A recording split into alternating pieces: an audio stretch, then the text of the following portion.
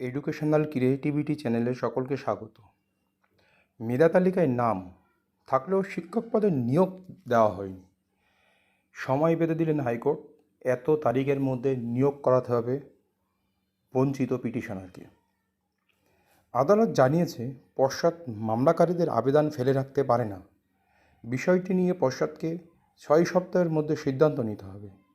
6 সপ্তাহের মধ্যে মামলাকারীদের চাকরির ভবিষ্যৎ নিয়ে মধ্যশিক্ষা পর্ষদকে সিদ্ধান্ত নিতে হবে, এরকমই অর্ডার দিলেন কলকাতা হাইকোর্ট।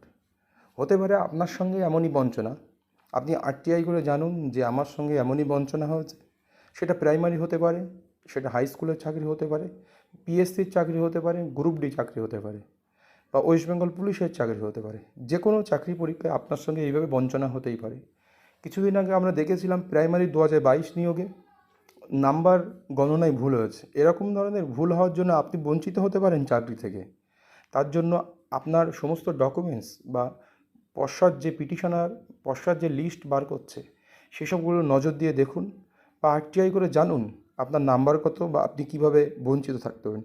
এবার বিস্তারিত আমরা জানব যে কিভাবে এই কাজটি সম্পন্ন হলো, যে কী জন্য মামলা করলেন।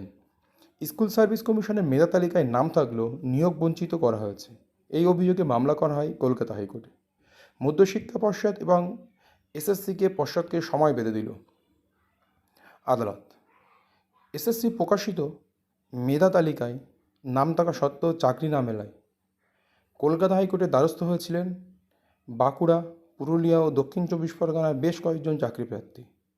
6 সপ্তাহের মধ্যে মামলাকারীদের চাকরির ভবিষ্যৎ নিয়ে মধ্যশিক্ষা পর্ষদকে সিদ্ধান্ত নিতে নির্দেশ দিল আদালত। জানা গিয়েছে 2020 সালে স্টেট লেভেল সিলেকশন টেস্ট বা এসএলএসটিতে 465টি শূন্য পদে নিয়োগের জন্য বিজ্ঞপ্তি প্রকাশ করেছিল স্কুল সার্ভিস কমিশন। এর মধ্যে সাঁওতালি মাধ্যমে নবম এবং দশম শ্রেণীর শিক্ষক পদে শূন্যপদ ছিল 19টি। মামলাকারী শিবরাম সিনহা সহ বাকি 8 চাকরি প্রার্থীর দাবি তারা মেধা তালিকায় স্থান পেয়েছিলেন। 2021 সালের ফেব্রুয়ারি মাসে তাদের শিক্ষাগত যোগ্যতা যাচাই করা হয়, কিন্তু তারপরও কারোর চাকরি হয়নি। এই বিষয়ে মামলাকারীর আইনজীবী আশিস কুমার চৌধুরী জানান, 19টি